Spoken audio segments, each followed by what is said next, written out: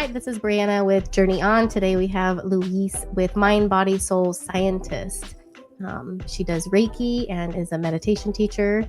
And yeah, thank you for joining us today and talking about all the fun stuff with meditation and Reiki. Thank you for inviting me. And then she's also here all the way from Scotland. So we have a bit of a time difference. All right. So, I mean, the biggest thing is people might hear Reiki or they've never heard of Reiki, or it might be like kind of intimidating. If you can just describe in simple terms like what Reiki is. Reiki is a form of healing. It's non-religious. It's very gentle. It can be hands-on or hands-off, but it's when you use the energy that's given to us with the universe, and we call it the universal life force energy, and we just pull it in to the Reiki practitioner, and we push it out through our hearts, but through our hands as well. So we are only the vessel. We are not healers per se. We're just the channel, the conduit to give the healing, the energy that needs to be shifted and managed and balanced for that participant. It has amazing results, and when we're working with energy, we're talking about the physical, mental, emotional, and spiritual energy. So it's energy on many levels. So sometimes people might not even feel it, and that's okay. And Reiki lasts for as long as it needs to. It could be for that moment in time. It can work on you for days, months, weeks as well. And if you've got things that need to be healed, it just brings it to the surface and allows it to settle so that you feel more balanced and more empowered and feel a bit more in control as well. Reiki, I don't know how many people know about chakras, but a lot of people talk about chakras in Reiki, including myself, and they're like little wheels, and we've got 7 that are aligned up and down our spine from our root, our tailbone, right up to the crown of the head. And as you know, I'm a scientist as well, so I like to work with the body and pull the two things together. So every Reiki master has their own experience, and this is just how I work. So each of your energy centers should spin like a wheel, and ideally all at the same pace. And sometimes they don't. They can go too fast, where it's overactive. It can go too slow, where it's underactive. And sometimes it can get blocked, which is what we call in Reiki terms, or energy work terms, dis-ease. Not necessarily disease, but discomfort. And sometimes disconnect, if that makes sense. So each of these chakras is linked to not only your energy and all these different levels, but it's also linked to a vital organ, hormone, and gland that can be impacted on as well. So it's nice just to get these balanced and settled, because sometimes we and our energy centers are like a pack of dominoes. When one thing goes off, it has a knock-on effect elsewhere. Our bodies have also got like masculine and feminine energy, so we need that balance. It has to be the yin to the yang, because everything has got two sides, and it can be perhaps too much of one and not the other. So it's bringing everything into balance. Does that explain it? A good explanation. Yeah, that's very clear. And what's interesting is that I actually talked to one of my friends who does Reiki. She's taken time off, but a few years ago, she was very much doing it quite often and was heavily into it. And I asked her, gosh, probably like a year or so ago, I'm like, oh, could my tailbone being off like impact my like safety center and and stuff? Because when I mean, it's been 3 years, but when I had my last little one, she totally messed up my coccyx. And so your tailbone.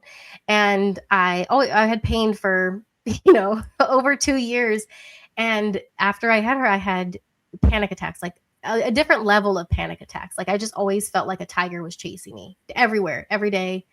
And I'm like, oh man, like, maybe it's because I didn't do this, or maybe because I didn't take my iron, or, like I would try to justify why it was happening.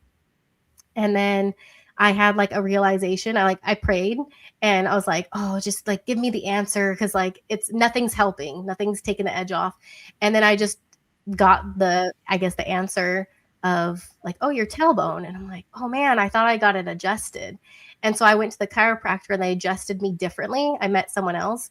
And that day till now, and it's been like at least 8 months, I felt like a normal person. And I'm like, oh gosh, like that being off was throwing me to panic like 24/7. Didn't matter what I did, what was happening. It would just constantly be in like a survival mode in a sense. But yeah, it's interesting.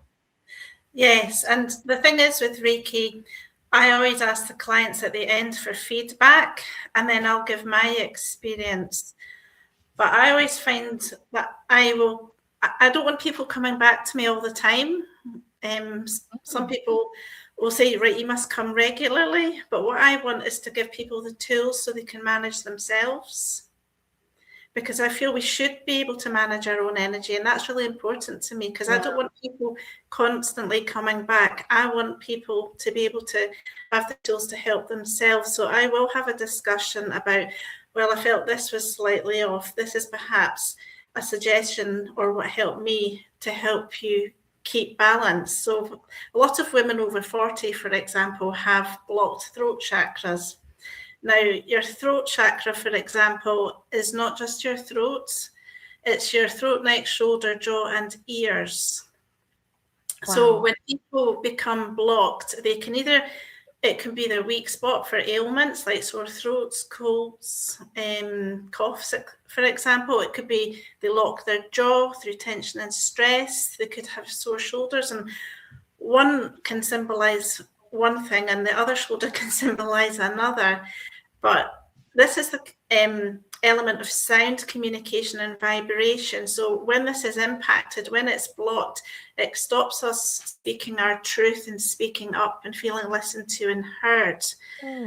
So obviously in our head, we've got all these thoughts that can go around, and we have over 70,000 thoughts a day. Some people think about things more than others as well, but that's a lot, from switching the light on to what we're having for dinner to making big decisions at work or, life-changing things.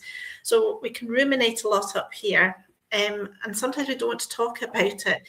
But what we really need to do is just take our head off, put it to the side, and then drop straight into our heart and talk about how we're feeling. And that unblocks the throat chakra. And it's easier to talk about feelings than what's going on up here. Wow. Does that make sense? Yeah, that makes sense. I feel like I would probably feel relieved having that imagery of like, oh, let me just put this to the side and then let me just address my heart center. And yeah, I think that. And that's what Reiki is all about. It's being heart-led. Yeah. We would probably make better decisions too, being heart-led. Definitely. And it's something I practice a lot, doing other work that I do as well, where I work as a spiritual medium too. So I have to be able to put my head to the side, my energy to the side, if you like, to be able to pull spirit in and give how they're feeling and pull in their energy. So it's a vital tool for me in my work, but to me, it's also a life skill for everybody to be able to just put their head to the side, because we're too much up here. Yeah, we'll get lost in there. Definitely. Yeah. So what got you started on this path? Was it something you were always interested in? Yeah, I've always been interested in spirituality since I was a teenager. But I'm trying to think, when I was having my first child 24 years ago, I got really into meditation because I was in a lot of pain. So I was going to active birthing classes. So we did a lot of yoga, a lot of breath work, and meditation was involved. And I was using meditation at that point for pain management. And then I had quite a few bereavements close to me as well. And that completely knocked me off kilter, knocked my energy. I felt quite lost, didn't know quite what to do. And I just didn't feel myself, like a lot of people going through trauma and grief and bereavement. So I started doing meditation just to reduce anxiety more than anything, to try and get out my head. And that and breath work really helps me to push through and just feel a lot more grounded.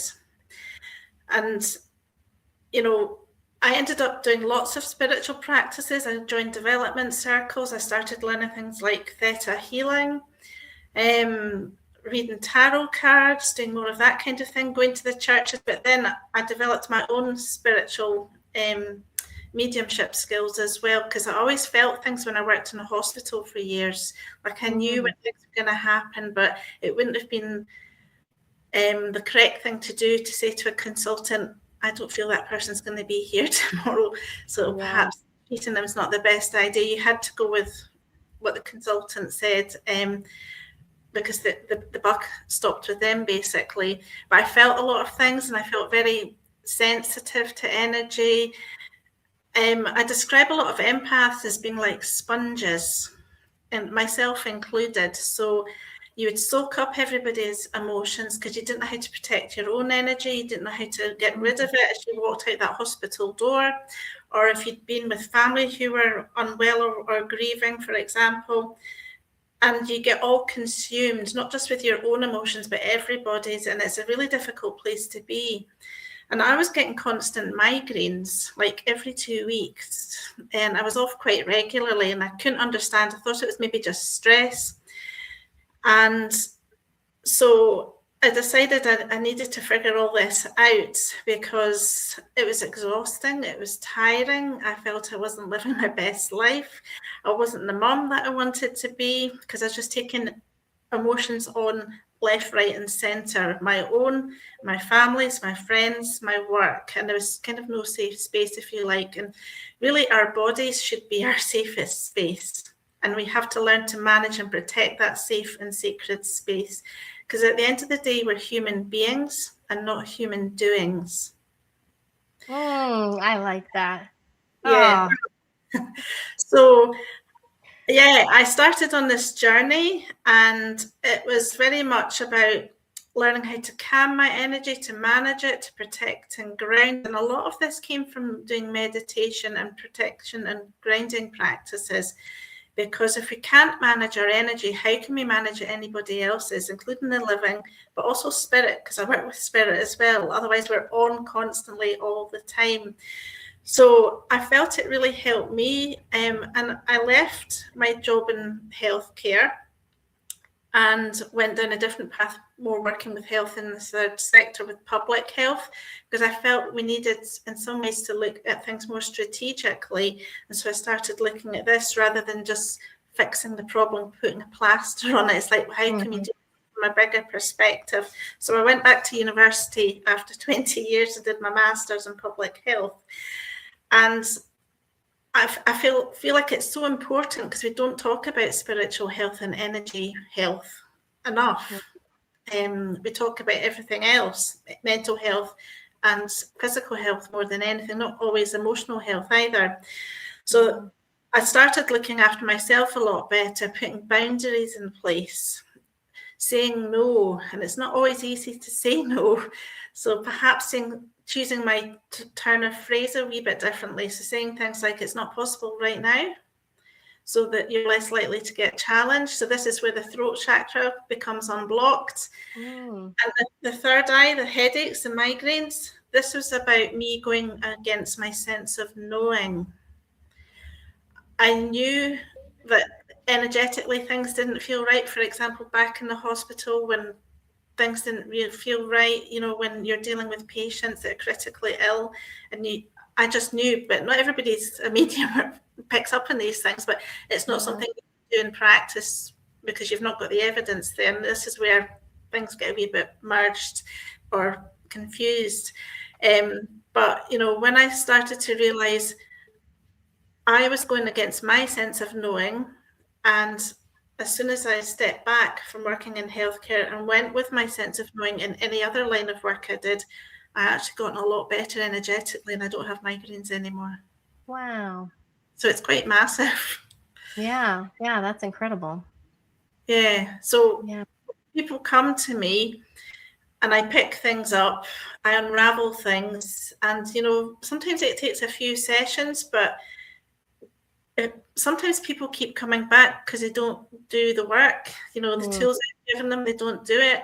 And that's fine, but they don't need to be coming to see me or any other Reiki practitioner. Sometimes if they just could work through whatever is going on. And sometimes it's not always the right time, but there will be a right time, and it's doing it when you're ready. It's a bit like that behavior wheel. Sometimes when you come off that wheel, it's really hard to get back on, but in the right time without any pressure, when it just feels right, things become a lot easier and lots of other things can unfold, because the path that you think you're on, or that hamster wheel you feel you've got to get back on, you can do it in a very different way.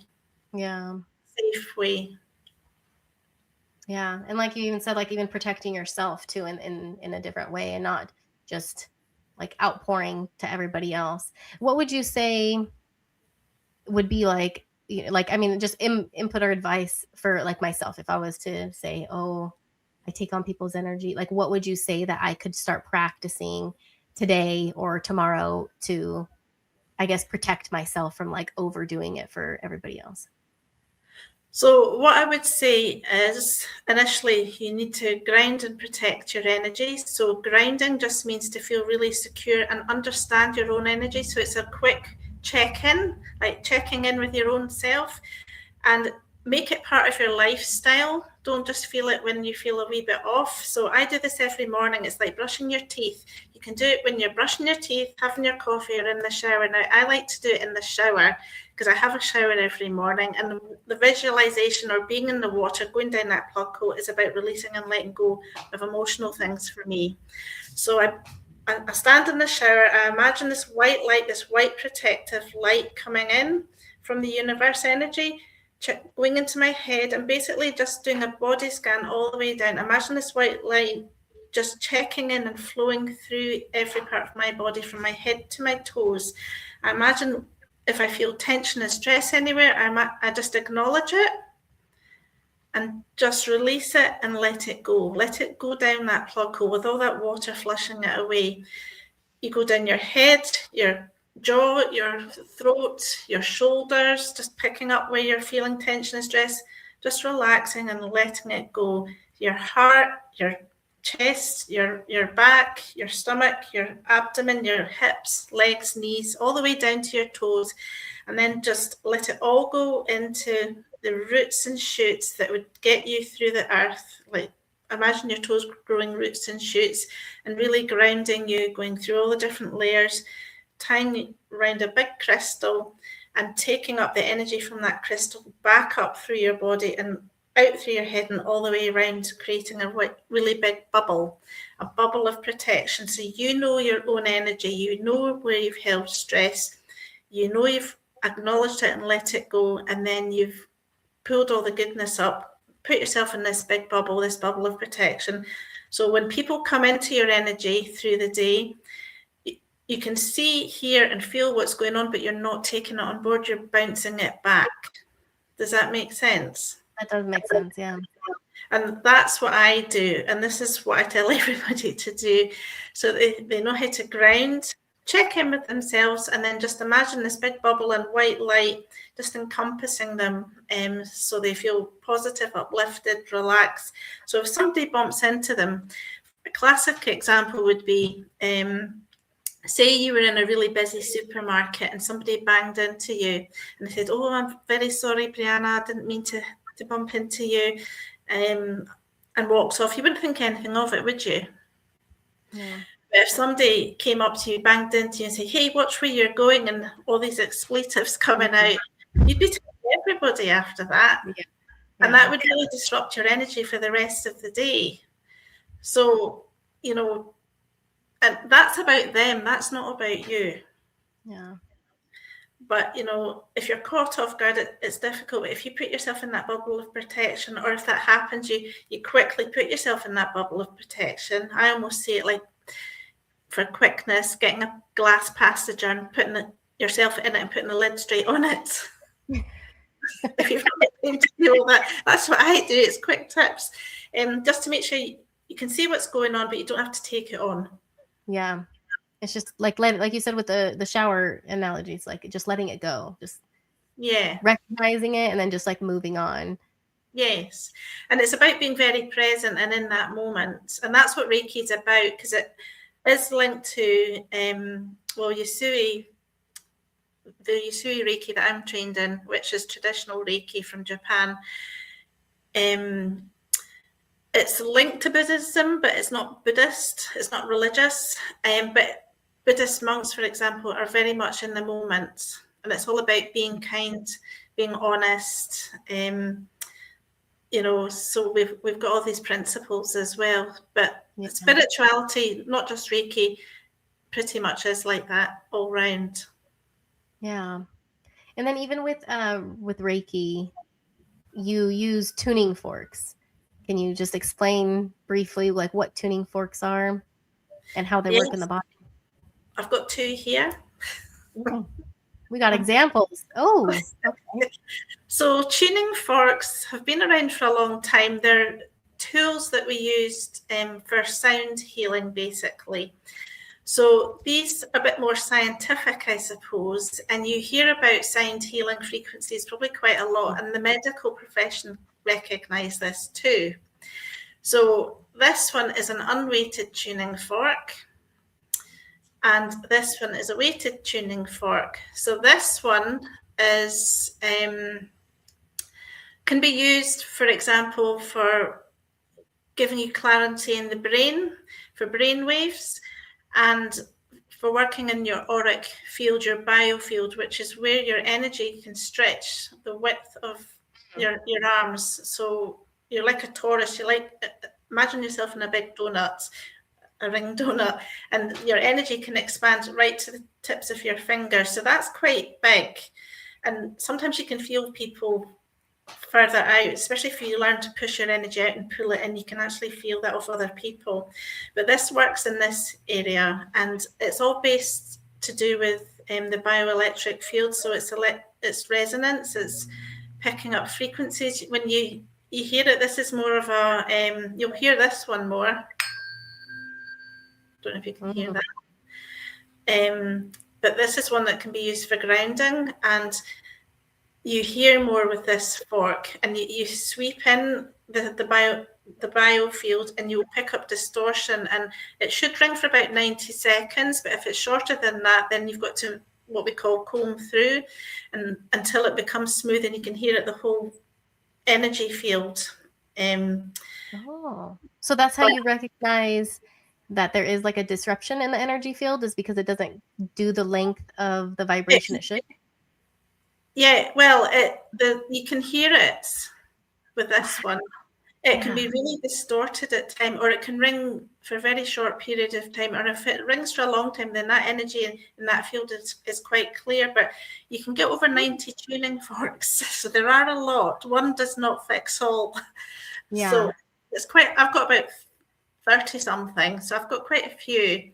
And you can get all different sets of things as well, but you can use this a lot for not just Reiki, you can use it with meditation. I use it a lot in meditation as well, but this just works in your auric field or for like brain waves to balance your brain. And again, you've got the masculine side on your right and the feminine side on your left, so you have to work separately with 2 sides until they're balanced. And even when you've done the whole body, because I do like chakra cleanses, or I do it with the auric field with crystals and things as well, but you can see how balanced people are in the auric field, or if they're a bit ski-whiffed, like ungrounded, but too open to like one way. Yeah, so that's what these ones are for, but you can hear it. Wow. Tuning forks, and you hear it until it starts to clear, and some are different pitches, and it's more important that I suppose the practitioner can hear it, but you can still feel it as a practitioner. Some people come to me that are deaf and got their hearing aids out because you can't use these because your body's got its own electromagnetic field, so you can't use it for certain conditions, like if you've had a pacemaker or epilepsy and things like that in the early stages of pregnancy, because you don't want to disrupt the electromagnetic field in these areas. But it's a very useful tool. And this one, the weighted ones, you won't hear this as much. You might hear it, but you won't hear it as much. Oh, barely. No, not really. But I've heard them before, and it's such Yeah. a softer sound. Yeah, so you can like swivel them around different areas in your body, and you will feel and hear things as well. But this is more for placing actually on the body in various places, and your body's full of lots of different frequencies. But this is more for like going onto the bone or into the muscle, and sort of it works by being placed right on the body. So this one's a 128, and this is multifunctional. This is the one that is great for reducing your cortisol levels, working with your adrenal glands. It's great for areas where you hold a lot of tension and stress, like your head, your jaw, your shoulders, where you feel tension and a lot of weight on your chest area, and also down here in your solar plexus, your breastbone, and around the back at your lower back. This is where we all hold a lot of tension and stress. And this 128 is a really good one for these particular points. But I've got really big ones which are for nerve pain, sacral balancing, and lots of other different things. But using these together or separately, I can do whole treatments with just a couple of forks. Or I might just use the one for specific things, but you can use them for lots of things. But these ones go right to the cellular level. I'm gonna need to get one of those. No, they're fantastic. But they use this one, for example, orthopedic surgeons sometimes use this to see if people have got fractures. Wow. You can hear it. But when you think about it, sound and tuning forks is used in the hospital a lot. It's used for ultrasound scans. It's used for EEGs, when you're checking the brain waves. So sound is everywhere. We can pick lots of things up. Yeah. They're very important.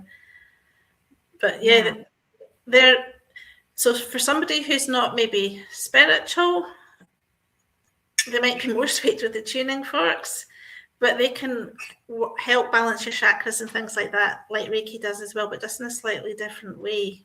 Yeah. So people like to see More like frequency, right? Like frequency and vibration versus spiritual or energy work. Yes. Although these unweighted ones can also be used for energy work. Okay. But your body is energy. Everything's energy. Yeah.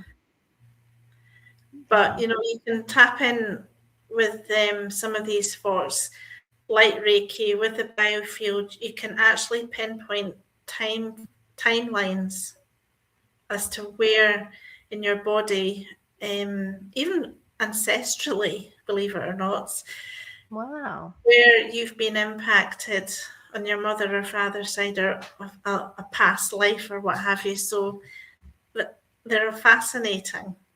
Wow, that's interesting. Yeah, so you can actually do quite a lot with them, more than people perhaps realize. Yeah, and I mean, even like scientific articles talk about how we, like our DNA it'll change according to like what happened from our ancestors. That'll trickle down to us, and we may be, say, fearful of something that may have happened from our ancestors, and then if we heal that, it'll heal the past in a sense. I know it kind of sounds silly, but it's very interesting, like on that cellular level, how we can be impacted and not realize it. And it's nothing that we did. It's like someone that, something happened with our ancestors, hundreds of years ago.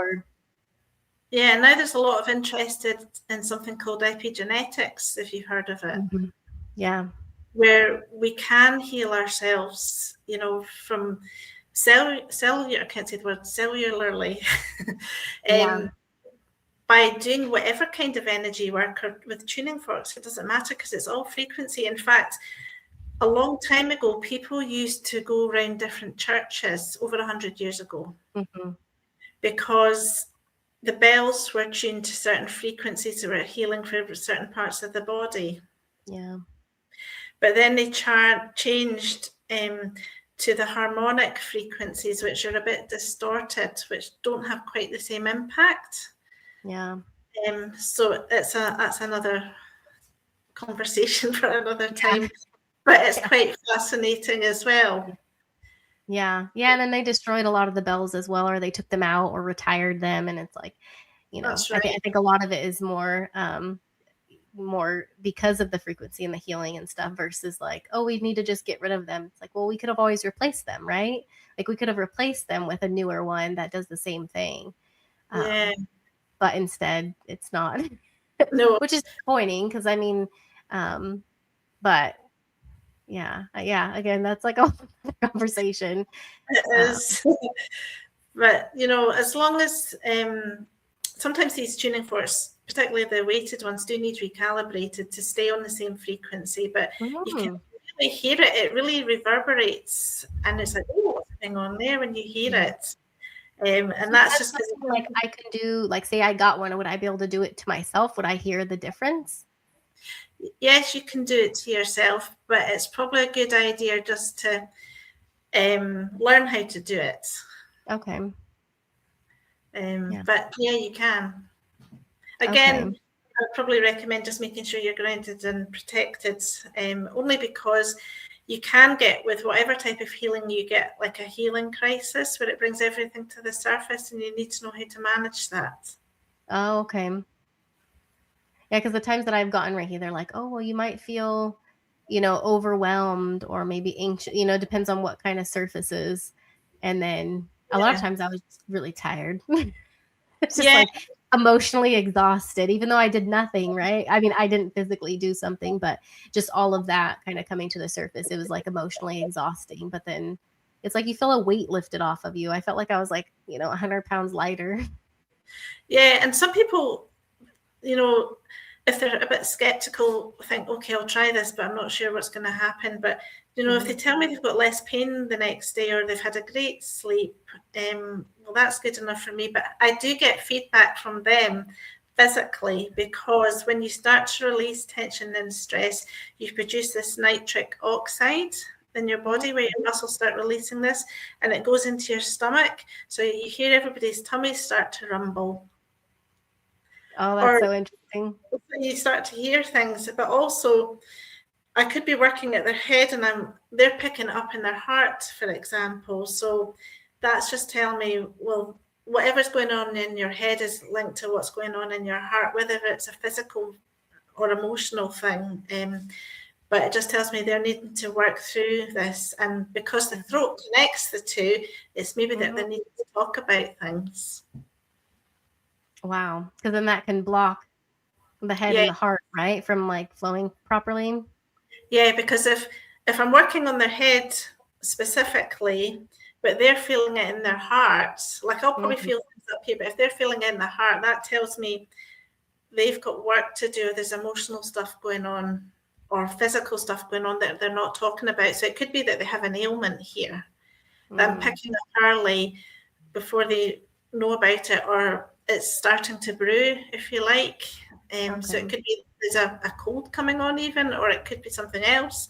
But it's like, you can pick up lots of things, but they've maybe kept things to themselves because they've been so busy.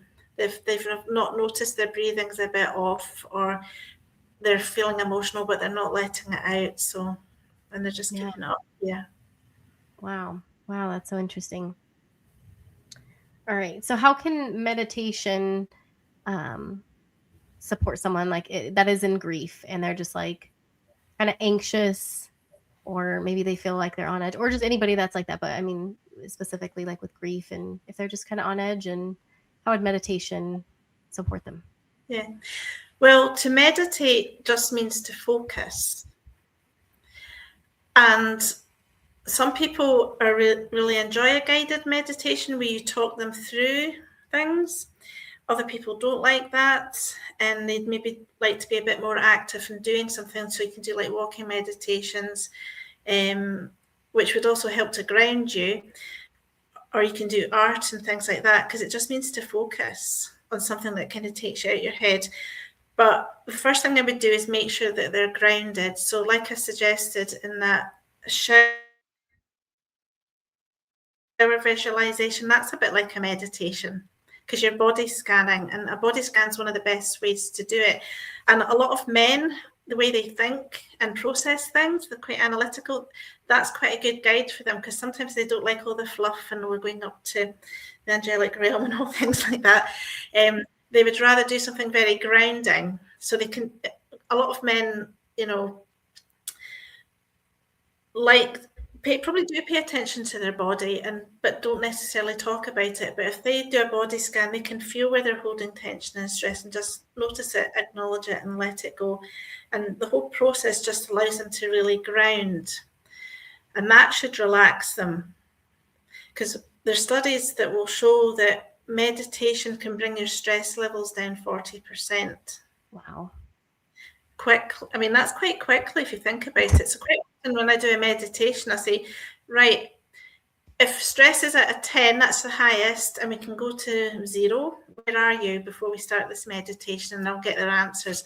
And then after the meditation, which might be 30, 40 minutes or whatever, I say, right, where are you now? You'll find a lot of them have dropped about 40%, if not more. Wow. In that short space of time. So it just shows you giving themselves that valuable time just to be present and acknowledge themselves and relax can drop it right down. Wow. And that's a huge percentage. I mean, a lot of things will be like, oh, it'll slightly take the edge off, slightly make you less stressed, but that's 40% is huge. Yeah, and there are studies proving that, so yeah, it's worth knowing. But yeah, just checking in with themselves in a simple way like that is sometimes the best thing you can do. Yeah. Wow, that's fascinating. Yeah, and Yes. I can tell myself is like there's times where, I mean, I've seen it with other people where they're so present that you'll kind of get lost with time and you're like, oh my gosh, it's been an hour, but it's like you were drawing or you were doing something that you were just so present that time just didn't even exist. It's like, oh, well, that's kind of like a form of meditation. Like you're not focused on, oh, this is happening and that. And, so much in our head, it's like, no, you're just 100% present. And, yeah. And if we're too much in our heads, we're really not grounded. Yeah. But the other thing is, when we are struggling with grief and trauma, we can often find like this here, the solar plexus, the tummy area can be quite off. And this is the element of fire when we talk about energy and chakras. And everything's got two sides. So this flame needs to be at a medium flame, if you like. But sometimes if we're very emotional, it can go really small. It's like we've not got any fire in our belly. We've not got that fight, that get up and go. And, when we're in the angry stage of grief and bereavement and trauma, we can be a raging fire, almost self-sabotage. And this is where addictive behaviors can come in, like alcohol, drug misuse, poor eating, like binge eating, not eating. So it's making sure we have that balance. So when people check in with themselves, they can get this fire in their belly back to a normal range, because this chakra here is about being present and in the moment. So would that be the area is like is it something that's just like highly emotional, or is it more tied to anger? Because I have someone that is very dear to me. Oh, it's anger. Okay. Because there's someone that when they get frustrated, they're like, oh, I feel this fire in my belly. That's how they've always explained it. And for many years, they've always explained it like, oh, I could feel the fire in my belly. And I'm like, oh, like, I don't get so much like that, but I'm like, oh, I'll feel like hot. Like my whole body will feel like it's just like getting hot, or like I feel like I'm red, even though I'm not. But they've always explained it for themselves that they get like a fire in their belly. So I'm curious because I'm going to have to explain this to them. So the solar plexus, which is the element of fire, where we have this being present in the fire in the belly, we've got two sides. So on one side, this is where the anxiety and fear sits. Okay. Which is where we can self-sabotage, have too much fire, too much rage, too much running around, exhausting yourself. And then on the other side, we've got the trust, happiness, and confidence. Okay. Where we're overly confident, we're overly trusting, we're overly happy, like it's not normal behavior, if that makes sense. Yeah. Too much living in the moment. And again, that can be exhausting as well. And so to get that balance is good, but some people cope with stress by being physically active. This is where they get the energy, especially if it's things, say in the workplace, it's like deadlines. I've got to get this done because it's last minute. You find that fire, you get that get up and go, you find that fire in your belly. Yeah. Sometimes it's the fear and it's the frustration as well, or the anxiety. So you can burn yourself out. And I always talk about people being like radiators. You can either warm yourself up or wear yourself out to drain your energy.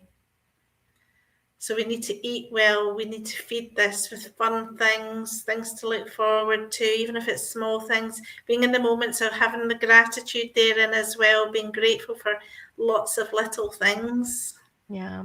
Because there's always some kind of light when it's quite dark, especially when you're going through sort of grief and bereavement as well. There's always wee things to be thankful for or grateful for.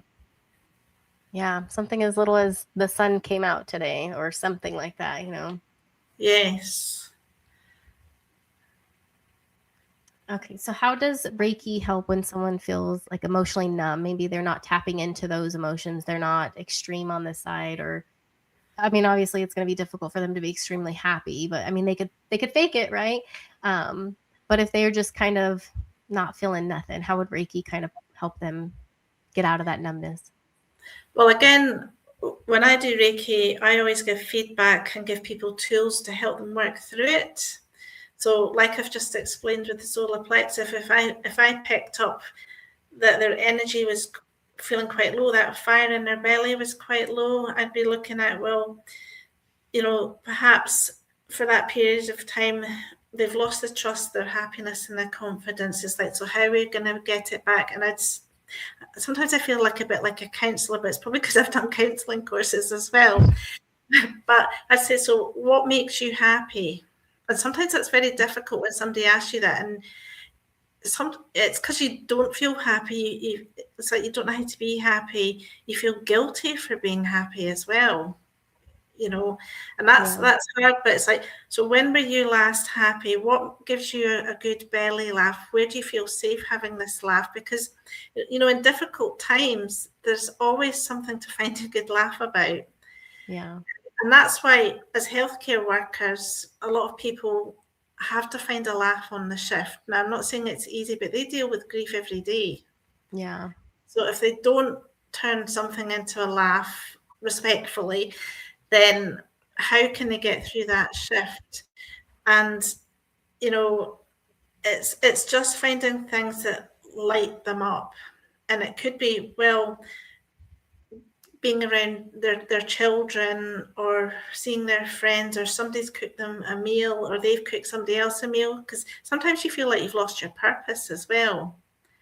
So it's getting you back on track to finding that purpose. So, if you've lost someone close to you and you think, well, they were a big part of my life, how am I going to move forward? So people tend to find a path. Sometimes people find spirituality or a faith in something. It doesn't have to be religious either, and finding a safe space where they don't have to tell everybody their story, because that's hard going as well. Yeah. And so perhaps finding a community where they enjoy doing things. So I don't know if I've gone a bit of tangent here, but it's just about Reiki can help untap, because perhaps this has lifted the scab of grief from a previous time as well, or something that was quite difficult. Yeah. So Reiki, you can tap into your timeline. So for example, if you're, say, in your 30s or 40s and you're going through grief, I might pick up there's something linked to what's going on now in your grief that actually goes back to, say, when you're 21. And how we dig through this, because maybe you just picked yourself up and got on with it, but actually when you go through a bereavement or grief, it's like, well, actually I didn't cope with that one very well, but I just was so busy, I just had to get on with it. Because maybe you're at university, you had a young family, who knows? But it's like you didn't process it and it's still stuck in your energy. So when you're hit with it again, it's like double grief. Yeah. So kind of like layers. It's like, oh, it's under here, and it just kind of layers Yeah. on top that it's like, yeah. So then Yeah. it's like kind of peeling back the layers to really Yeah. get Because to we the are like, root. I feel like we are like onions. We've all got these different layers and it's getting right to the core of you. Yeah. Because you don't have to be that person like I was, for example, who was the fixer, who everyone would come to and offload. And then I felt, actually, I can't cope with this. And perhaps Yeah. I need some help. And it's showing your vulnerable side, which isn't easy. But you know, Yeah. when you go for Reiki, you can use that as your safe space. If you need to sob, you can let it out there. Yeah. But learn how to understand your energy yourself, because sometimes we don't understand it. We don't Yeah. understand why we keep crying. We don't understand why we can't just switch off. We don't understand when we go shopping a year later that we burst into tears. But it's to do with energy that's not been unpacked and dealt with. And, you know, it's like you're in a child, you need to bring them out and say to that 5-year-old self, what do you need? Yeah. What did you not get? Because I need to be here for that person now. Yeah. Show up. What's And it's, interesting, oh, I was gonna say what's interesting is I don't remember if it was the first, it might have been the second or third Reiki session I did. I mean, it was throughout years. It wasn't like I went and then went like 2 weeks yeah, later or something. It was like years in between. Um, and it must have been like the second one, but there was one where it was like, oh, it started addressing stuff from when I was 12. And I was like, 12? Like, this has nothing to do with what's going on, presently. But it was like it had to peel back those layers. And now it makes sense. Now, probably 10 years later, it makes sense why it was kind of peeling back the layer of, from when I was 12 versus when I was in my then like mid 20s. And so that's interesting. That's very interesting. yes, because you know, people even in their heads compartmentalize everything. It's like, oh, I'll deal with that another time. And then it Yeah. comes flying forwards right to the front and you can't do anything but deal with it. Yeah. And it's just like, where's that come from? But it's because they've parked it. Now, not everybody's the same. Everybody deals with grief differently. I'm very much, I can keep a lot to myself, but I've recognised that's not healthy. And Yeah. I get all these aches and pains or stresses. And so I've had to learn to work through that. So this is why I love Reiki. This is why I teach Reiki as well, because Yeah. it's like a tool that I feel everybody should have if they want it. Yeah. Yeah, and there's some people like I'm more of an external, so like I have to talk or I have to get it out somehow. Like if it's writing, if it's talking about it, because it's like if it's in my mind, it's like disorganized, and so I have to get it out in some form. But then I know many people that are more internal, like they will internalize it, but then they don't most of the time get it out, or they'll get it out in quieter ways. Like I know some people will do art, and that's their way of kind of getting it out versus actually speaking it or writing it. They'll do art, or some will go fishing and they'll be present and grounded and go fishing, and it's like that's how they work through it. um yeah, it's interesting, even in that sense of how everyone processes it. Yeah, and it's just allowing people to know that we're not all on the same journey. Yeah. I know, for example, I grieved for my father probably more before he passed Mm, than after. yeah. But then at the actual funeral, I felt very disconnected, which might sound strange, but that's just how I coped with it. Yeah. And everybody's different, but grief can start at any point. You know, when you know somebody's palliative, then well, at some point we all know we're going to not be here. Yeah. But I feel it's the shock or just getting used to the idea, processing it. There's never a good time, there's never a right time, but it's just making the time for you to be able to feel and move through it, which is why I feel Reiki is good, because you've got that, say, hour session where you can just be. I have some people, as soon as I put my hands on them, they just sob for the whole hour. Oh. And they just said, I've had to store all that up and I have to just let it out here. Yeah. Well, that's fine and it's a safe space. And then they Yeah. walk out the door feeling so much lighter. I have people burst out laughing on the table as well. Because they don't even know where it comes from, but it's almost like the anxiety coming out, because some people laugh when they're nervous. Yeah. And that's okay as well. But it's like, well, you obviously need a laugh. That's why it's coming out. And that's safe to do that because you don't have to feel silly. And some people just fall asleep, and that's all they need as well because they're maybe so exhausted. But they wake up gently and, they might just go straight to bed, but then they have the best sleep and feel completely balanced when they wake up in the morning for however long the Reiki will last, however long they decide to do the work for too, because they need to maintain that. So what would make this is nothing close to what my next question is, but what would make someone, I guess, recognize when they would want to or need to come back for a Reiki session? Is it because you say like there's not a time frame, right? I don't personally give people time frames. Maybe with the tuning forks because that's a bit different. But with Reiki, I feel like when you need Reiki, when you feel not right, and Yeah. not to let yourself go past that point. And it's okay to say, I'm not okay, and Yeah. to go and get a healing. I know when I need Reiki, and a lot of the time I do self Reiki, and I manage my energy, I would say, pretty well these days. But there are times when I feel completely off, and thankfully I've got lots of friends that do Reiki, and I'll go around and it's like that's much better. I feel more sorted now, or I'll get another kind of therapy. But every healer needs a healing, I say as well. Because when you're giving a lot, it's technically not your energy, but when you help a lot of other people in whatever respect, not just energy work, but healthcare or being a good friend, you need to get something back as well. And Reiki is all about an exchange of energy. Quite Yeah. often, when you give a healing with Reiki, you actually get it back too. So that's a bonus. Oh, that's nice. Yes. So I enjoy giving Reiki because I get a little healing too. Yeah. But as long as I'm grounded and protected, otherwise I would take on that person's energy. Mm. So this is why the grounding and protecting is really important. Yeah. And Wow. cleansing the space as well Yeah. I afterwards. probably should go get another session done.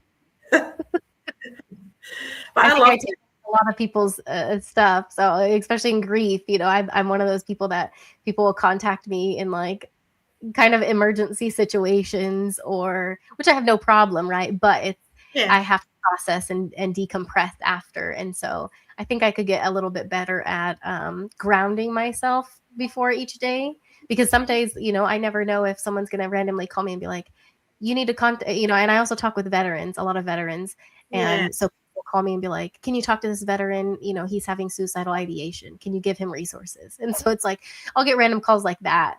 And so, yeah, I think I could definitely benefit from grounding myself a little more, having more protection over my little energy bubble, so Yeah. then I can show up better for other people. Yes. And it's a bit like when you're working with energy, it's a bit like having a massage. You need to drink plenty of water and eat well. Yeah, You need to nourish yourself because you definitely feel it more when you're doing energy work. Like I get yeah, incredibly thirsty, yeah, more than I would normally. So it is about looking after yourself because at the end of the day, who is the most important person in your yeah. life? Has to be yourself. There's like that saying. It's like, oh, like you put the emergency mask on yourself first before you put it on your loved one. It's like because if you don't and you don't survive it, then your your loved one's not going to get the help either. So Yeah, we gotta take care of ourselves first before yeah. pouring on others. And it's okay to have boundaries, Yeah, which was a big lesson for me and my energy work and working in healthcare. It's okay to say no. It's okay yeah, to step back. Not right now, but in your own when it suits you. Because we can't be the best version of ourselves if we're giving out all the time. yeah, And accepting sometimes we need to take that help as well. yeah. Yeah, we have to like step back sometimes.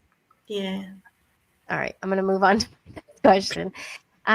So with the tuning forks, because you said that there's different ones that do different things. Is there, I don't know if there's like a specific one, but can it help with like anxiety or panic or that unsettling feeling with those that are grieving? Yes, and it depends what's unsettling you, but this one I mentioned earlier, this 128, is really good for balancing the cortisol levels in your body, which is linked to anxiety and stress, and where you hold tension in all your meridian lines in your body. So this is a really good one. And sorry, I've forgotten the question. Does it help like how to help Oh, like regulate that anxiety? But yeah, you're saying about the cortisol levels that's what it helps with. So yeah, because your adrenal glands is all linked to fight and flight and yeah. releasing the cortisol level, so which is around your stomach as well. So if you were to put it on here in your stomach, this is also linked to your vagal nerve. Mm, So it stimulates that, and that goes all through your body. And you know, for example, from the age of 5, we stop belly breathing and we chest breathe, and we only mm, use 20% of our lungs. If you can imagine a baby on its back and its belly goes up and down, just for whatever reason, we just grow out of it by about the age of 5. Unless you become a professional opera singer or a top athlete, or do a lot of yoga and breath work, you're unlikely to use more than 20% of your lungs. However, through meditation, through using tuning forks and just being a bit more present, we can do deep belly breaths, pull our diaphragm right down, rub on the vagal nerve here, which triggers the parasympathetic nervous system to get you out that fight or flight. So you don't always need a tuning fork. You can just learn to meditate and do these big, deep belly breaths as well. yeah. But Wow. frequency wise, this can really help. Yeah. They all That's kind of do the same thing. Yeah. Yeah. Yeah, it's interesting because my 8-year-old, she like I know when I'm like more stressed, because I can't take a deep belly breath. And like lately, like I have like this congestion been going on and I've been taking like chest breaths and I'm like, ugh, because I'll do like I've been meditating and doing breath work and I'm like, and then there's times where it will happen where I'll have like those big deep belly breaths and I'm like, oh, I'm getting there, but it's like all this congestion and is like Yeah. giving me like that tension in my head and my shoulders and stuff, and I'm like, oh, I could just feel it like impacting. But my 8-year-old, I've explained that to her because there was a time where she had like really tension in her back and she was like stressed and just not getting the best sleep, very unsettled. And she's like, oh, I just feel like I can't really breathe.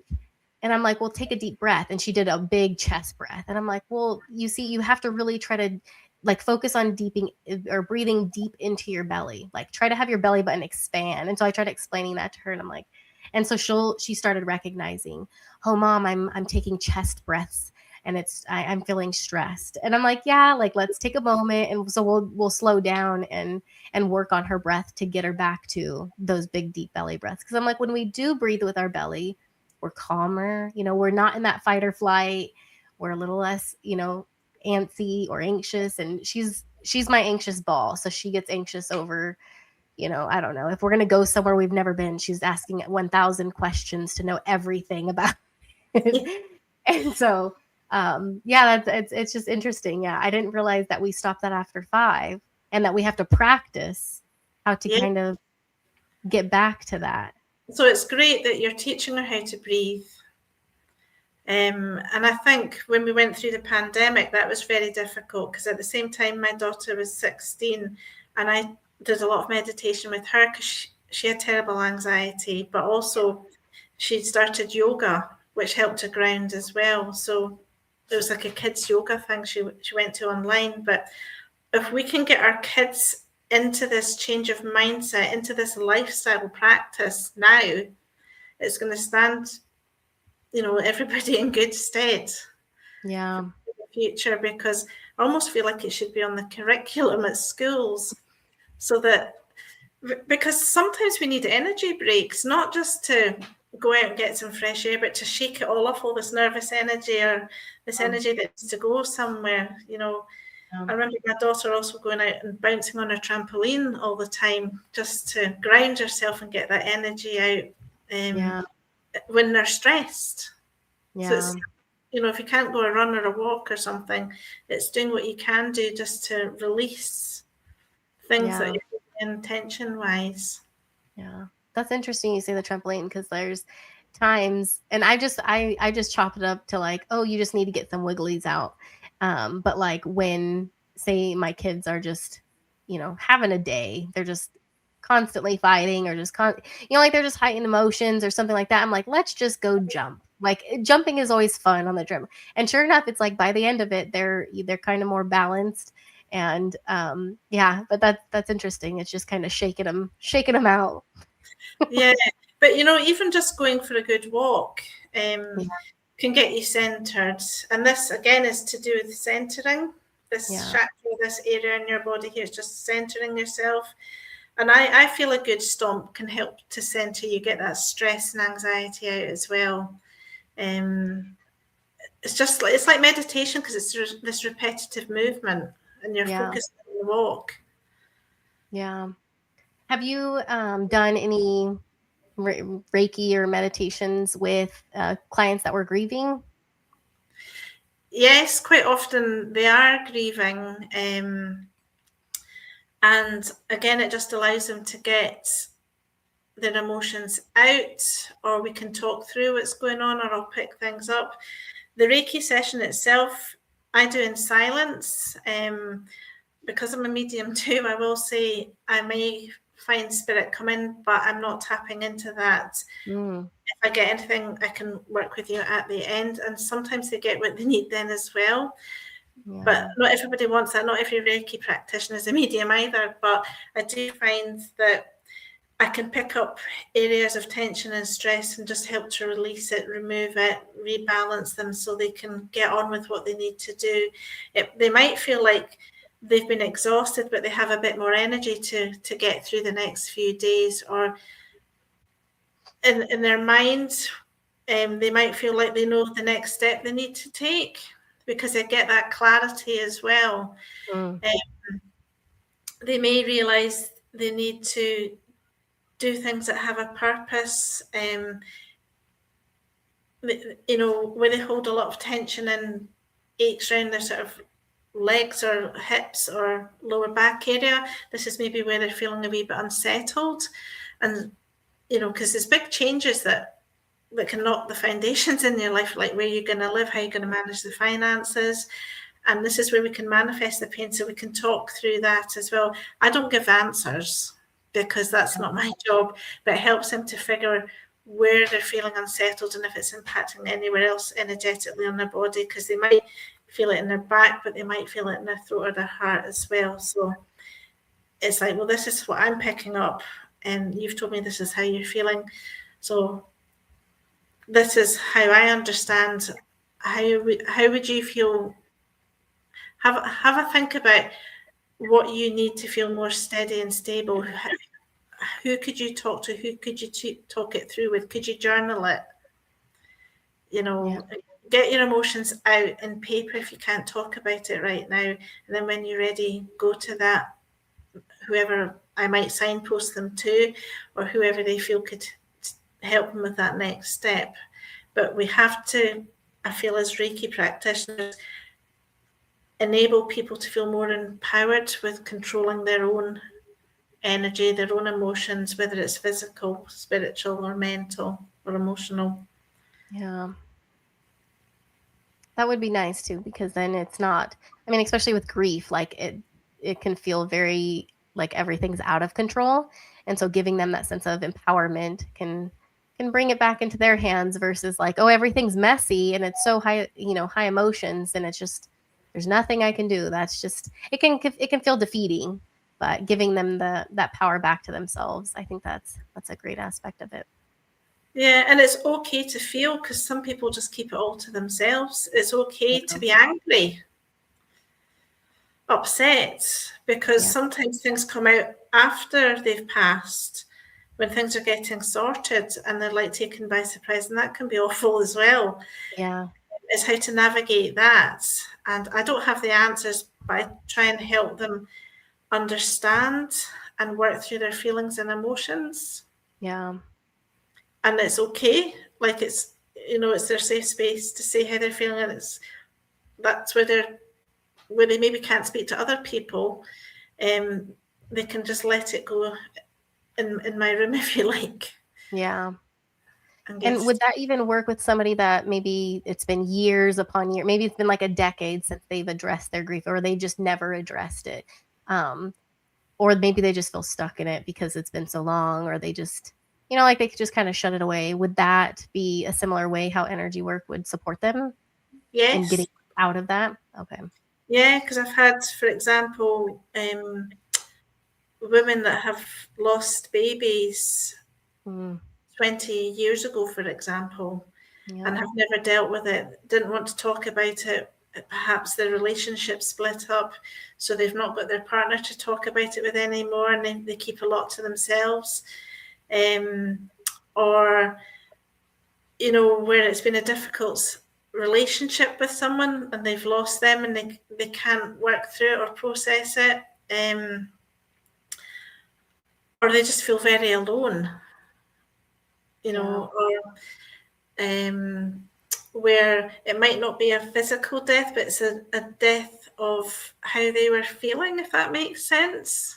Okay. Mm-hmm. So it could be totally unrelated to a relationship, but it could be death of their purpose, if that makes sense. Yeah.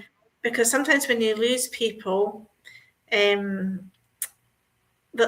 sometimes it's a blessing when somebody goes.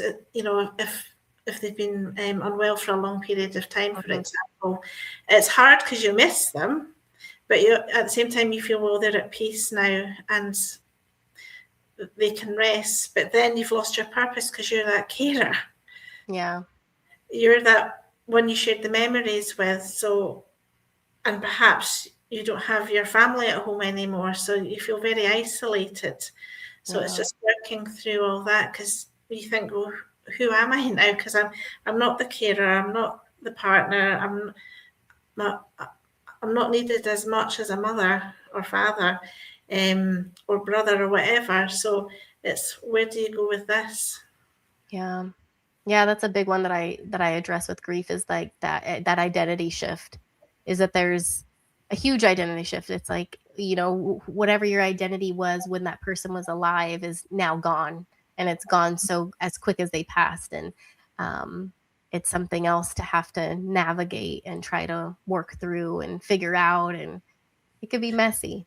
It can be very messy. And, if you're that one that goes to these appointments every week or what have you, and you're not seeing these people that this person who's being supported by, because they supported you as well. And it's like, Yeah. I've lost that connection. I've lost that support that was maybe in place for them, but actually I needed that as much as they did. And just your routine. Yeah. Yeah, it changes it all up. Mm-hmm. So with energy work, if people are skeptical of it, how do you typically respond to that? Well, everything is energy. Mm-hmm. Energy matters, and matter is energy. Yeah. And when we talk about energy, as I've mentioned earlier, for example, energy is in sound, and it's acknowledged in the hospitals. We use it all the time. Yeah. Energy is what we eat. So what we feed ourselves is really important as to how we feel.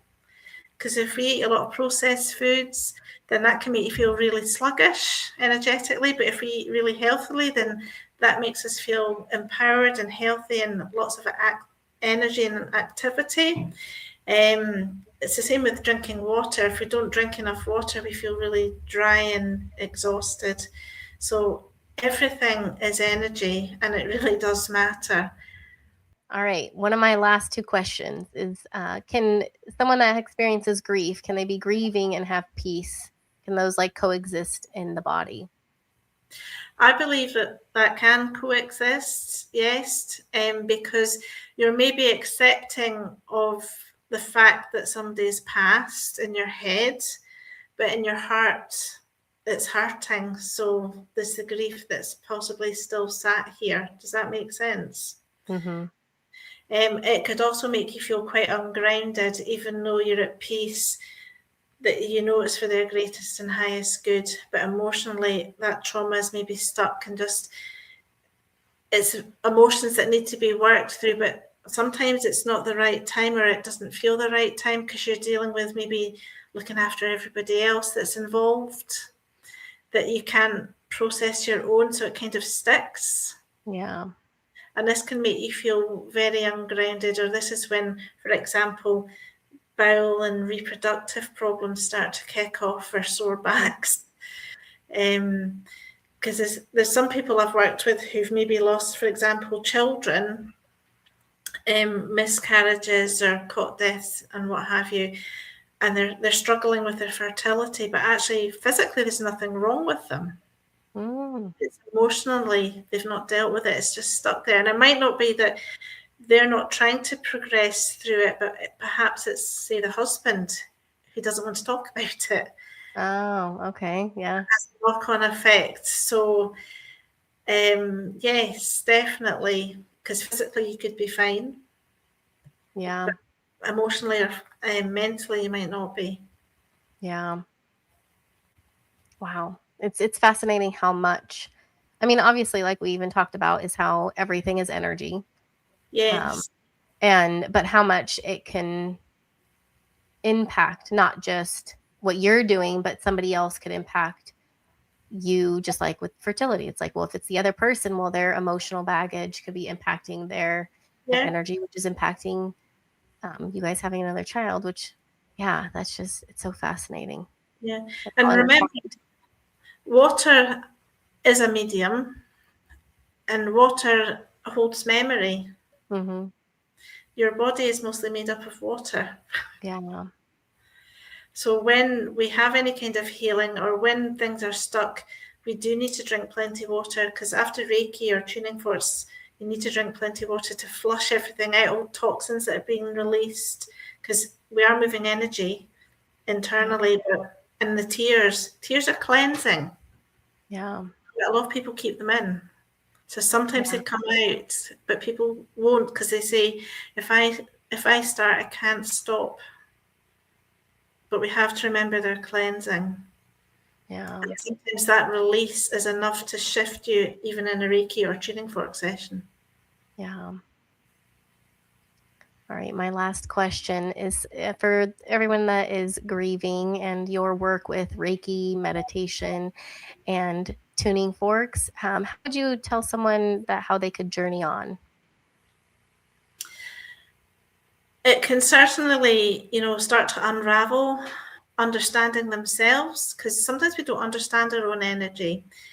It allows you to see yourself from a much different and higher perspective, not just as your role in life or your roles in life, that actually it is okay to feel, it is okay to heal, it is okay to realize that perhaps you've got more masculine energy because you've taken on this role of looking after everybody, but you're getting angry, you're getting frustrated, and we need to bring the more feminine side in, where we need to look after ourselves and nurture ourselves a bit more, because if we don't have that positive to negative balance and we're doing more one than the other, then that's not helpful. So Reiki, the tuning forks, the meditation just brings balance into everything.